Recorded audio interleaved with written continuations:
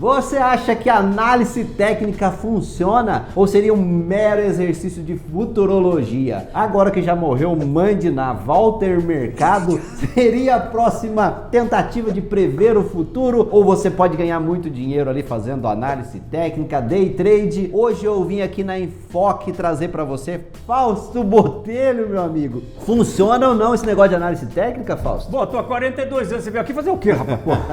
Vim descobrir se funciona e Fausto vai mostrar pra você na prática. Análise técnica funciona ou é mito?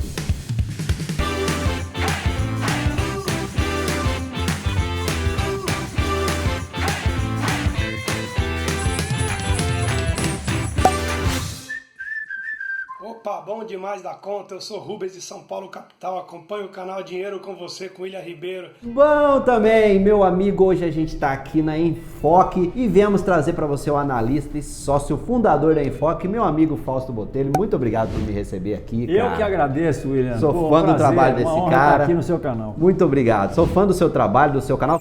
Vamos abrir um cara desse aqui. O que você vai traçar aqui? Você vai pôr uma linha de tendência de alta? Você vai... Olha, que indicador que você vai ligar? Aqui é na prática, Fausto. O meu gráfico está aqui, ó. Esse aqui é o gráfico do Bovespa. Você está vendo Ibov, certo? Ibov, agora nós estamos vendo aqui. Período temporal do Eu vou mostrar o meu gráfico mais importante aqui, que é o gráfico do Dow Jones, que vem desde 1913, certo. em que é um gráfico indexado pelo CPI, que eu tiro a inflação dele. Ah, legal. E você está vendo quanto indicador tem aí, olha? Nenhum.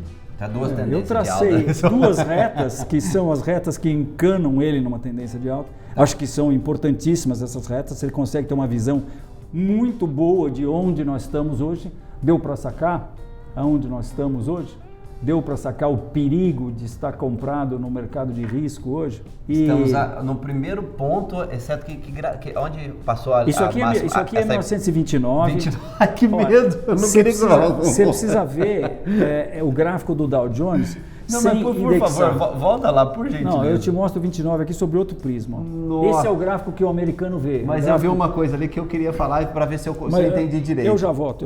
Tá. Olha, esse é o gráfico do Dow Jones que o americano vê, porque o americano não tem a cultura de inflação que nós temos. Mas ainda assim, batendo no talo da LDA batendo no ali. Talo aqui também, não é LDA, né? Porque não é LDA essa aí? Eu não gosto muito das siglas, sabe? Tá. Porque eu acho que o nosso público não tem obrigação de saber das nossas siglas. Então eu chamo de reta suporte, que está embaixo dos preços, e reta resistência. Tá. E quando você tem duas paralelas, você tem o que interessa, que é a reta suporte. Isso daqui eu tracei, mas na verdade eu deveria ter tracejado, porque ela tem menos importância do que a reta suporte. Ela só está só tem 2 pontos, agora já tem 3.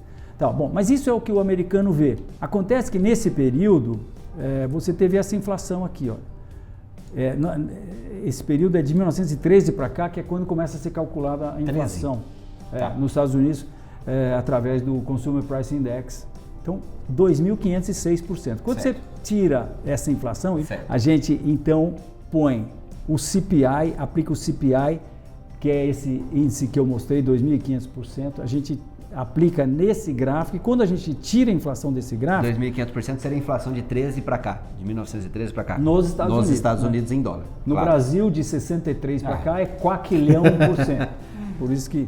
Bom, mas... Sarney para trás mandou lembrança. Olha só, esse topo aqui, falou para esse topo aqui, fala, cara, você está no mesmo nível que eu, que por acaso é 1.000, olha que bacana. O mercado americano demorou 16 anos para romper a barreira psicológica que eu ia falar. Dos 1.000. Os números redondos são barreiras psicológicas. Claro, né? Porque você entra em qualquer livro de oferta, de qualquer exchange, de criptomoedas, por exemplo, agora e vai lá no $10.000, número redondo, você vai ver que tem um monte de oferta de venda. Por quê? Porque minha mãe, quando o cara dava qualquer número quebrado para ela, coitadinha, ela falava não, ela queria arredondar, não gostava de tem essa tendência, agora a gente tem $10.000, né? A gente tem 10, mas também tem 11, tem 9, tem 8, tem vários. Mas essa de 10 é até difícil se sustentar para cima dela, né? 10, né? 10 é 10, né? Mas então, olha, voltando aqui ao gráfico do Dow Jones, quando você aplica a inflação, estirpa a inflação, essa acumulação aqui de 16 anos, veja só, vira uma queda de proporções comparáveis a 1929.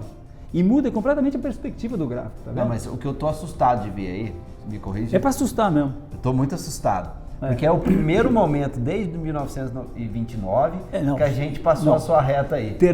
O que passou, mas você poderia dizer que é o terceiro momento que você está chegando próximo dessa reta. Mas agora reta. passou, isso não é muito não forte? Era para ter acontecido isso, né? Isso aqui, ó, no subprime, isso aqui é o subprime, né? Sim. Isso aqui é 1929, isso aqui é o subprime, isso aqui é a .com, a crise das sim, .com, 2000, isso aqui né? foi o subprime, 2008, 2000, isso aqui é 2000. 2000 e 2008, depois a outra próxima crise. Então, e agora a gente está vendo um troço ter... pior do que aconteceu nas outras, nas duas crises anteriores. É isso que isso a gente aqui... tá falando pra gente? Que medo, cara. Eu tenho aliás, esse Kaiser Report aí, eu vi ele falando lá, ele falou... Para não falar que é mentira, olha aqui, ó, se eu não tô arrepiado. Toda arrepiada. Para não falar que é mentira, cara. Fala um pouquinho do seu canal e também o que é Enfoque, o seu histórico profissional. Conta pra gente aí. Então, eu comecei porque fui correr uma regata em Londres, o time brasileiro, Campeonato Mundial de Barco de Oceano. Já que eu ia, resolvi fazer alguma coisa lá, já falava inglês, caí numa corretora de commodities.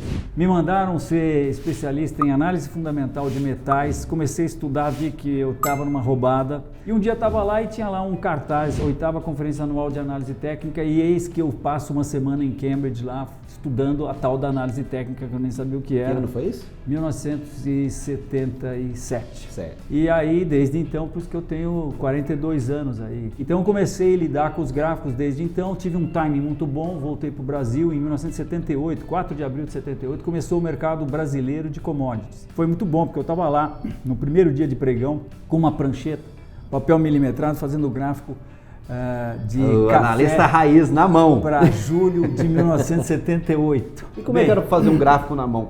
Baseado em quê? Você pegava um máxima, mínima, máxima, reguinha, mínima, tracinho no fechamento, olhando a escala aqui.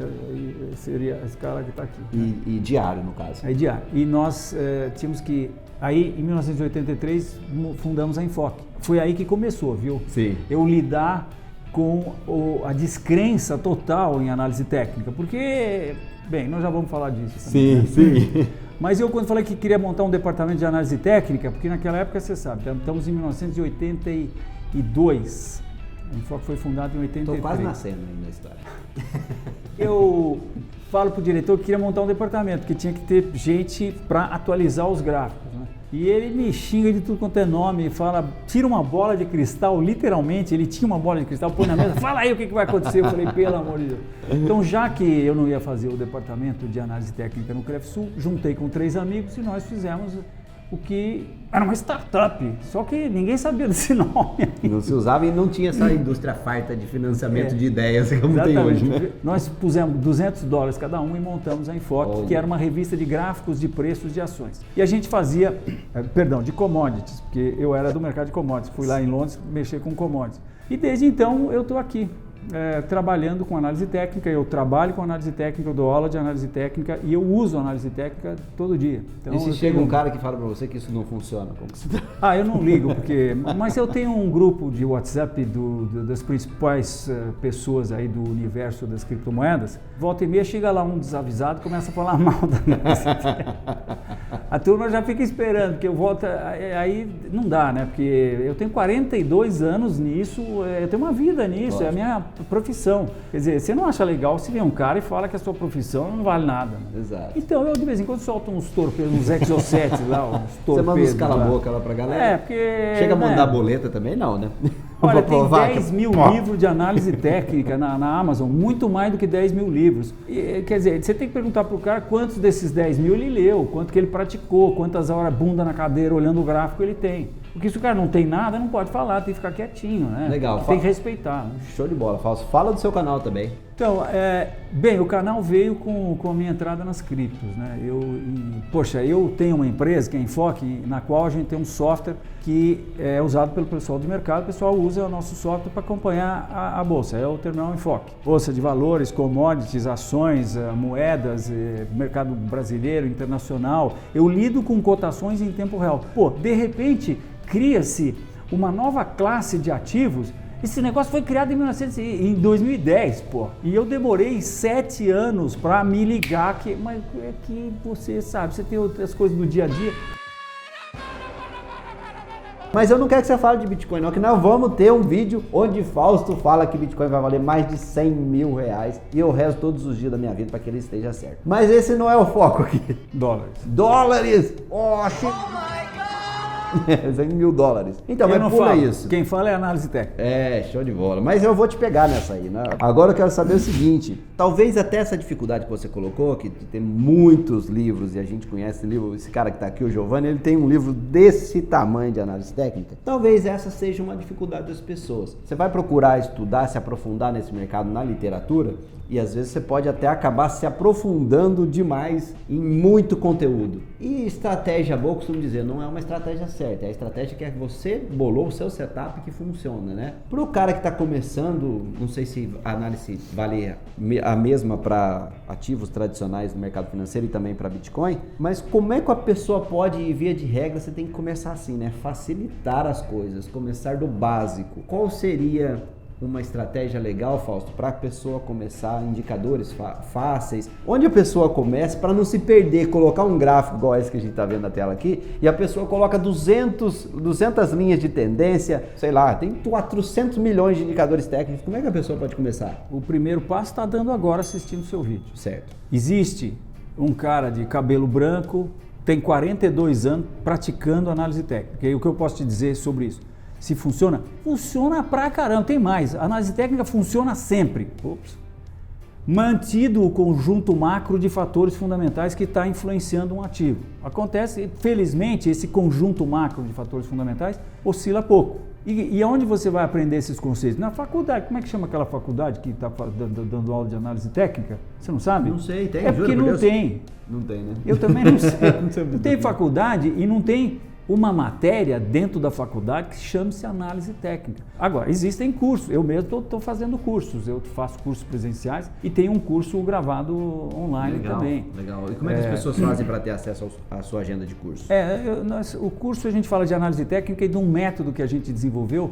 Isso sim é a coisa mais importante que existe, é controle de risco. O nosso método chama-se método Dealer. Dealer é o croupier do cassino, é uma situação para você entrar no mercado trazendo as chances a seu favor. Vai entrar numa posição, você tem que saber onde você vai botar o seu stop, que é o sentinela que vai tomar conta da posição. Se der ruim, ele liquida automaticamente a sua posição. E tem que saber qual é o objetivo. Você está esperando esse mercado chegar aonde? Você não sabe aonde que o mercado que você está entrando pode chegar? O que você está fazendo aí se você nem sabe para onde vai os preços? Olha que legal, nesse ponto que você falou. Diferentemente de investir num ativo, porque eu acredito na companhia, eu acredito na governança, eu acredito na contabilidade, na diferença entre valor e preço, que se olha muito na análise fundamentalista. Na análise técnica, eu estou me aproveitando da volatilidade e aí tem alguns conceitos. Eu não quero estar sempre certo, porque análise técnica não é previsão de futuro, certo? Eu não vou estar sempre certo, até por isso eu tenho que colocar meu stop loss para limitar a minha perda. Então eu já entrei na operação sabendo quanto eu estou disposto a perder e qual é o meu objetivo para sair daquilo e fazer parar de ganhar, porque eu nunca sei. Lógico, você pode subir o stop gain conforme vai aumentando o ativo, tem algumas técnicas assim, mas diferente de investir no ativo propriamente, eu estou entrando, é uma missão, certo? Quando eu estou operando tecnicamente. Nós partimos do princípio, analistas técnicos, que quem comanda as oscilações de preço no pregão é o que eu chamo de massa, média das opiniões de todos os participantes do mercado, ponderada em função do poder de fogo de cada participante. Quando eu olho o gráfico, eu estou olhando para interagir com o comportamento da massa, ver o que a massa está fazendo, mas sob o prisma de ficar de olho nas forças de mercado, comprados e vendidos, que são representados, como se sabe, para quem não sabe, o comprado é representado pelo touro, que chifra para cima, e o vendido pelo urso, que dá patada para baixo. Então, touros e ursos, se a gente puder usar esses termos, elas estão constantemente em luta, em briga, em guerra. E o mercado, William, é uma guerra mesmo. E o que a gente pode tirar da guerra? Na guerra vale tudo, né? Vale espionagem, contra-espionagem, vale tudo que a gente pode imaginar. E mais um monte de coisa que a gente não imagina. Vale plantar uma escuta lá no telefone do outro. Então a gente olha o mercado sobre esse prisma. Muitas vezes, quando eu olho o gráfico, eu consigo extrair, nem sempre, Muitas pessoas acham que a gente está olhando para uma bola de cristal. Eu olho o gráfico e eu vejo, não é assim. Eu olho o gráfico nesse processo de interação com o comportamento da massa e muitas vezes eu extraio indicações absolutamente lógicas sobre o comportamento futuro dos preços. Como, por exemplo, nós extraímos de Bitcoin durante o ano de 2018, em que o mercado foi fazendo fundos no mesmo nível, que era lá 6 mil, e foi fazendo topos consecutivamente mais baixos. Isso é um comportamento característico e peculiar que está ilustrado em tudo quanto é livro de análise técnica, chama-se triângulo descendente, e mostra que os vendidos estavam indo cada vez com mais sede ao pote, enquanto que os comprados estavam ali tranquilos, comprando ali na base de 6 mil pontos. É lógico que esse negócio vai romper para baixo. Até porque quando eu olho digamos assim, é o mais provável, né? Eu acho que a análise técnica tem a ver muito com probabilidade, né? Você pode estar errado na sua lógica, como também se acredita que as pessoas não entendem probabilidade, né? Fala, vou investir na Mega Sena, a pessoa olha só o prêmio, esquece que é ínfima a chance de você conseguir. No caso da análise técnica, você está tentando jogar as probabilidades a seu favor, faz sentido isso? Faz, mas olha só, se você tiver um triângulo descendente, como esse que você teve no Bitcoin, o mercado vai estourar para baixo, não tem erro. Opa! Mantido o conjunto macro de fatores fundamentais que estão influenciando o Bitcoin. Tá. Agora, o que tem que ser entendido também é que nós operadores, investidores, traders, nós lidamos com a oscilação dos preços que é absolutamente imponderável. Por quê? Porque existem 332 possibilidades que podem acontecer a qualquer momento que mela tudo. No tal dos cisnes negros, Os né? cisnes negros, exatamente. Ou o Bolsonaro não sei o que, ou o Trump não sei o que lá, ou o Xi Jinping, pô, dá um chute na canela do não sei quem aí na reunião dos BRICS aí, pô, melou. Mela a minha análise, mela a análise fundamental, mela na Eu aquela acho que outra a análise. questão não é você querer estar certo o tempo todo, mas na maioria das vezes, né? Claro, é isso aí. Agora, mantido o conjunto macro de fatores fundamentais, acontecendo esses padrões que a gente conhece na análise técnica, pô, não tem erro. O primo irmão do triângulo descendente o irmão gêmeo dele é o triângulo ascendente, que é a mesma coisa. Fundos consecutivamente mais altos e topos no mesmo nível. E isso faz uma baita de uma resistência. Resistência, o analista técnico precisa entender também que não é só que ela segura os preços, ela é a zona limítrofe entre um monte de ordens de venda que estão ali abaixo da resistência e um monte de ordens de compra que estão acima, que são as ordens stop de quem está vendido. Então veja como é importante você saber, coitado, os analistas fundamentais que desprezam a análise técnica não têm acesso a essa informação importantíssima, que é um nível importante de resistência, é a zona limítrofe entre um monte de venda e um monte de compra. De maneira que se a pressão de compra no triângulo ascendente, que normalmente a gente sabe que é mais forte, a pressão de compra tem força suficiente para comer todas as ordens de venda que estão aqui embaixo e botar a cara para cima, ela não só não tem mais as ordens de venda para lidar, como toca um monte de ordem de compra. É que nem a cornetinha dos filmes de faroeste, lá está chegando o exército americano. Sim. Pô, então junta a fome com a vontade de comer. O que acontece com o mercado? O americano tem até uma frase para isso, dá um rally. Ali. E quando dá um rally, o que acontece? Partindo do pressuposto que a maioria do mercado está comprado aqui por baixo, para baixo, porque aqui foi muito rápido, então a grande maioria está comprado por aqui, a grande maioria dos participantes do mercado estavam comprados, passam a ter esse lucro na bolsa. E isso começa a dar coceira na mão dos caras e os caras, uma hora, um fala, não, vou cair fora, isso pressiona um pouco e aí um monte de pessoas vai vender agressivamente, cria-se uma pressão artificial de venda que faz com que os preços façam uma deriva contra o movimento de alta. Isso é uma formação clássica, chama das formações mais clássicas da análise técnica, isso é um comportamento de massa, que você tem que entender o que tem de a filosofia, a parte psicológica do comportamento da massa que tem por trás disso. Quer dizer, o mercado sobe, vai subir muito mais, mas essa alta, esse processo de botar um monte de dinheiro no bolso, que ainda não está no bolso, faz com que haja uma pressão artificial de venda. Enquanto não for sanada essa pressão artificial de venda, o mercado fica derivando e faz uma bandeirinha no gráfico. Sanada a necessidade de realização de lucro, o que acontece? Outro mastro, outra bandeira e assim a gente vai. Então, o fato é que a gente está atrás de oscilações de preço e muitas vezes a ação dos insiders é responsável por oscilações dramáticas nos preços. E nós, analistas técnicos, como nós olhamos o comportamento da massa de indivíduos que atuam no mercado, a gente também percebe essas oscilações porque o insider faz parte da massa. Lógico. Então nós... São grandes players, né? Nós, ainda que indiretamente, podemos nos aproveitar das informações que só são do conhecimento dos insiders. E o fundamentalista O fundamentalista não pode, porque primeiro que ele não sabe, e segundo que ele analisa fatores fundamentais. Os que só são do conhecimento dos insiders, ele não sabe. E se souber, tem que abrir. Nós não, podemos operar e consideramos. E por isso que a análise técnica tem um timing muito bom, e por isso que a análise fundamental, tem um timing péssimo, ou você podia até dizer não tem timing. Agora você tem que tomar cuidado para que não aconteça com você. A única coisa que não pode acontecer com a banca, que é quebrar a banca.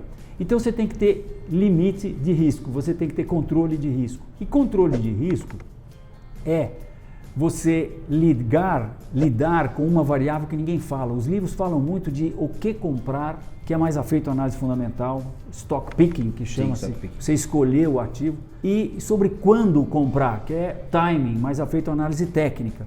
Mas falam muito pouco, William, sobre a terceira variável, essa outra variável, que é a mais importante de todas, que é quanto comprar. Quanto comprar, olha, é 80% do processo, as outras duas é 20%. Você pode pegar a moedinha, rodar a moedinha para saber se você vai comprar ou vender. Se você tiver um bom controle de risco, você pode eventualmente se dar bem, desde que você também esteja operando com as chances a seu favor, né? Isso é muito importante, você tem que definir o seu capital e você tem que controlar esse capital. Você tem que chegar no fim do mês e saber quanto você ganhou e quanto você perdeu. É assim que os profissionais, que são os caras que administram fundos, funcionam. E você vai querer ser profissional ou vai querer ser o amador? Eu posso te perguntar, para você responder essa pergunta, qual você acha que ganha dinheiro nos mercados? O profissa ou o amador? Você falou, olha, de triângulo descendente, triângulo ascendente, você falou de suportes e resistências, certo? Bandeira de alta e bandeira de baixo. Alta, bandeira de baixo. O que mais você usa? O que você acha que, nas suas análises aqui, que é interessante? Então, indicadores, nós falamos de livros, né? Tá. Felizmente, hoje, eu posso dizer que eu não faço análise técnica do Martin Pring, ou do John Murphy, ou do John Bollinger. Eu, por acaso, conheci todos esses caras, tive o prazer de jantar junto com o John Bollinger, eu já tive com o Alexander Elder, eu recebi na minha casa aqui no interior o Martin Pring, que é um dos expoentes, ele tem um livro. Todos eles explicam o que é cada indicador. O IFR, por exemplo, que foi o primeiro deles que abriu esse processo, explicam o que é, dizem quando você tem indicação e depois fala assim, bom, aí você espera... de força relativa, certo? Aí você espera a confirmação nos preços e opera.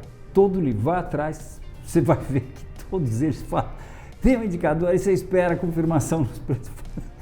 Então por que eu vou ficar poluindo o meu gráfico com... É assim, o processo é o seguinte, olha, para você usar um indicador IFR que seja, você precisa ser um bom analista técnico. Porque sabe o que? O IFR funciona legal, hein? Quando o mercado está sideways, andando de lado, ele funciona muito bem, dá cada indicação legal pra caramba, cara. Agora, quando o mercado está em tendência de alta, ele funciona também, mas ele só funciona as indicações de alta que ele dá na tendência de alta. As indicações de baixa, e ele vai te dar um monte de indicações de baixa, você tem que jogar fora. Eu acho que você, para usar indicadores, você tem que ser um bom analista técnico. E quando você for um bom analista técnico, eventualmente, como eu, você vai chegar à conclusão que você dispensa os indicadores. Olha que legal. Porque então, o que interessa mesmo... Essa análise você vai fazer aí, Fausto, você vai abrir um gráfico, você não vai colocar aqueles 500 indicadores aí que o pessoal coloca? Não, zero.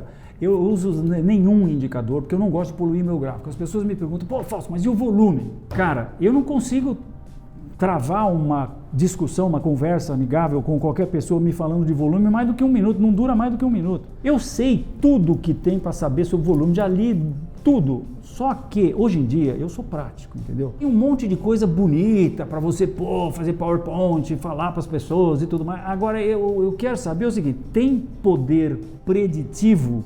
Se usar esse negócio, ele vai falar para mim se vai subir ou se vai cair? O cara do tape reading até fala que sim, né? Eu respeito, eu não me aprofundei muito no tape reading, é para day trade, eu sou absolutamente, estou fora de day trade por uma razão muito simples. É difícil pra caramba e eu tenho muito mais coisa para fazer coisa melhor para fazer do que ficar o dia inteiro com os olhos arregalados olhando uma tela, que é o que os caras ficam. Fato. Eu sei o que acontece, eu já fiz day trade muito tempo, já sobrevivi com day trade, já ganhei muito dinheiro com day trade, já perdi muito dinheiro com day trade, eu já passei no processo todo. Voltando aos indicadores, eu acho que eu me interesso por aquilo que tem poder preditivo. Volume é usado para confirmar indicações no preço. Eu falo, olha, eu não preciso para confirmar. Agora, se tem alguma coisa que tem poder preditivo, ok, me traga, que eu estou todo aberto. Mas indicador não tem, confirma preço. Você eventualmente... eu acho que é válido você ter um indicador no gráfico para não te deixar fazer besteira. Você vai comprar um negócio, o indicador está lá em cima, você pensa duas vezes. Agora, se eu pudesse, se tivesse tempo, eu ia te mostrar que se você está com o indicador lá em cima, a chance de eu comprar é muito pequena. E outra, eu já estou careca de ver o IFR, por exemplo, passar acima de 80 e passou, hein? E continua acima de 80, e o mercado subindo, está acima de 80 e o mercado subindo, entendeu? Então... Mas você coloca algumas linhas ali para projetar qual seria o preço reta, esperado. Suporte, reta de resistência, nível de suporte, nível de resistência, Fibonacci. Aí você vai colocar alguns níveis de Fibonacci ali para saber onde que seria possível chegar. Eu uso o Fibonacci com os pés absolutamente dentro da terra, entendo perfeitamente a relação que Fibonacci tem. Fibonacci tem relação com a teoria de Elliott. O Elliott sacou Fibonacci, a hora que ele sacou, ele falou, tá tudo embutido nesse negócio. Que você tem 1, 2, 3, 4, 5, é a onda impulsiva, composta de 5 ondas e 3 ondas para baixo. Divide 5 por 3, vai dar próximo de 1,618, que é Φ, que é a base de Fibonacci. Φ é um número espetacular, que é o único número do espectro todo. Proporção áurea. O único número cujo quadrado é ele mais 1. E o único número cujo inverso é ele menos 1. 1,618 vezes 1,618 dá 2,618. 0 dividido por 1,618 dá 0,618. E assim vai. Se você pegar a série Fibonacci, que é fractal, série Fibonacci não, uma onda impulsiva de Elliott, que é fractal. Então nós falamos de 1, 2, 3, 4, 5, tá certo? Se você subdividir essas ondas, você vai ver que a onda 1 é composta de 5 ondas, a onda 3, 5 ondas, a onda 5, 5 ondas, a onda 2, 3 ondas, a onda 4, 3 ondas. 5 mais 5 mais 5, 15, mais 6, 21. A onda corretiva é composta de 3 ondas, uma impulsiva, outra corretiva, outra impulsiva, tá? Então é 5 mais 5 mais 3, 13. 21 dividido por 13, adivinha o quê? 1,618. Se você fosse subdividindo tudo isso, você vai chegar sempre em 1,618, ou seja, o processo que o mercado faz de crescimento, que ele vai fazendo essas ondas, guarda proporções Fibonacci. De maneira que essas ondas têm uma proporção, eu uso o Fibonacci nisso. Tá. Agora, veja bem, eu uso o Fibonacci só para ter uma ideia de, depois que você teve uma tendência de alta e essa tendência foi rompida, para isso eu tenho conceitos de Elliott, teve 3 movimentos de alta. Então acho que isso aí é 1, 2, 3, 4, 5. Então, tracei uma reta aqui, rompeu a reta. Então eu acho que essa minhocona aqui, que foi a tendência de alta, já era, morreu.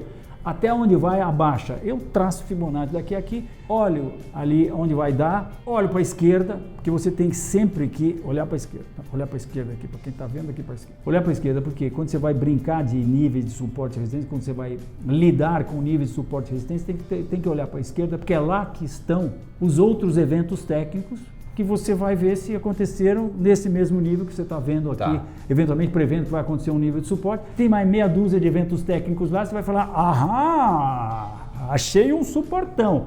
Achei não, acho que por volta daqui o mercado vai achar, porque o que eu achei não pode. Fato. Porcaria nenhuma. Fato. Então eu acho que vai ter. Talvez eu trace uma linhazinha aqui para ficar esperto, mas depois eu deixo o mercado chegar aqui e escuto o que ele está falando para mim. E ele fala, Faustão, olha aqui onde eu encontrei suporte aqui, entendeu? Que ele deixa mais um fundo aqui e aí eu falo, o mercado encontrou suporte aqui e eu sei que isso aqui é a projeção Fibonacci de lá de cima e eu olhei para a esquerda e tem mais 5 caras aqui, então esse é um nível muito importante. Então aqui tem um contexto muito importante para mim, analista técnico, poder julgar elementos técnicos, por exemplo, reversões de candlestick que estejam acontecendo aqui e eu crio um contexto que me dão mais ou menos com a qual eu acabo dando mais ou menos importância para reversões ou rompimentos que acontecem aqui. Sensacional, cara. Tem coisa, né, para análise técnica. Você viu que é trivial, né? Pode chegar e abre o gráfico, aplica e tchau, e ganha dinheiro. Então tem que aprender isso tudo, tem que ver. Uma das coisas que eu acho mais importantes na análise técnica é você poder dar importância para cada fator que acontece, né? Por exemplo, faz mais de 20 anos que eu sei, que eu defini como, para mim, a mais importante indicação técnica é o bull trap ou o bear trap. Muito mais o bull trap, porque a gente sabe que o mercado sobe de escada e bum, desce de elevador, né? Porque sobe na euforia e desce na primeira irmã da euforia, que é muito mais poderosa, que é chamada paura. Então, e aí você vê o mercado, é quando o mercado, uma armadilhazinha ali. Quando o mercado rompe um nível importante de resistência. Precisa saber se é importante ou se não é. Por isso que, né, é a experiência, é você saber o que olhar no gráfico para saber se um nível é importante ou não. O topo histórico e teve outro topo histórico no mesmo nível 5 anos atrás. Putz, isso é um baita de um nível importante de resistência. Rompeu, deve ter comido todas as ordens de venda que estava aqui, deve ter tocado o stop, tem que ir embora. Não foi, tem alguma coisa errada.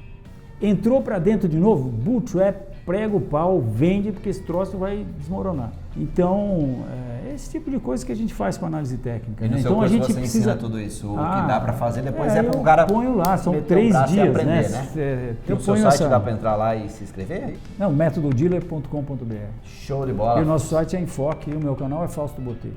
Antes de ir pro canal do Fausto, esse cara aqui fala que Bitcoin vai valer mais de 100 mil dólares. Você quer saber por quê? Onde Fausto Botelho tirou isso? Ele não disse que é ele disse que são os gráficos que estão falando isso. A gente vai arrastar, a gente vai tirar esse pra você e que Fausto Botelho esteja certo, meu amigo. Vai lá no vídeo aqui pra gente ver, pra você ver por que o Bitcoin vai valer 100 mil dólares. Fausto, obrigado por enquanto. Cara, foi um prazer, viu? Igualmente, meu amigo. Aqui com você. Muito obrigado, eu tô muito feliz de estar aqui. Obrigado pelo convite, por receber a gente aqui. Muito bom. Vai lá ver o vídeo com a gente aqui. Grande abraço e cuide bem do seu dinheiro e tchau, tchau.